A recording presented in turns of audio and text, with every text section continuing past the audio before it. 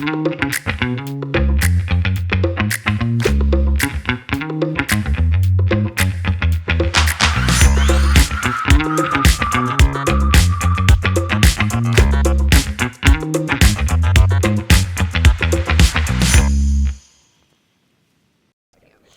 the goals for this camp is really about recovery. There were a lot of events happening, NCAA championships, the Pacific Rim championships, and they needed a breather, honestly, to get ready for the U.S. championships. So we've really scheduled a lot of medical attention, doctors' visits, dietitians, massage therapists, therapy dogs, lots of media. This is a great opportunity to get to know the guys, from a one-on-one basis, and also dive into the sports psychology, right? We're going to have many team meetings the rest of this week and talk about the Olympic stresses and have a plan B, have a plan C, D, E, because, if anything's going to happen, it's always at the Olympic Games.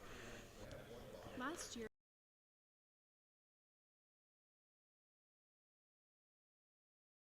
Yeah, that has been a topic of discussion, and the reason that we only had one for World Championships was because the turnaround from U.S. Championships into the World Championships didn't allow enough time for us to cycle down, come back up, and then be ready for Worlds. And so we kind of put all our eggs in one basket at U.S. Championships. Now, the takeaway from that, obviously they were fresh and ready to go. But when you have more events, you have more data, right? You have a better chance for consistency. You have more room for error, in my opinion, because if you have a mistake on a day, it's not as devastating as if you have a mistake over one day, over 4 days.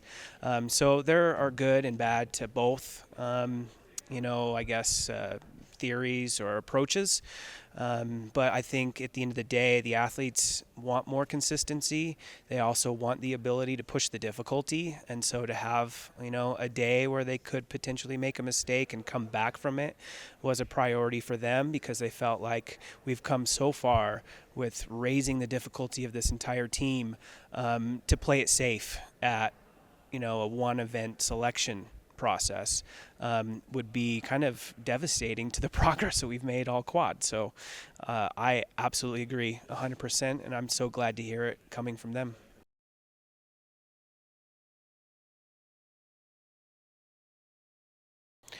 Yeah, I mean, it's about the results. That's what the athletes wanted. It's team scoring scenarios. We'll take a look at what they look like after U.S. Championships, after Olympic trials, the team scoring scenarios from all 4 days combined.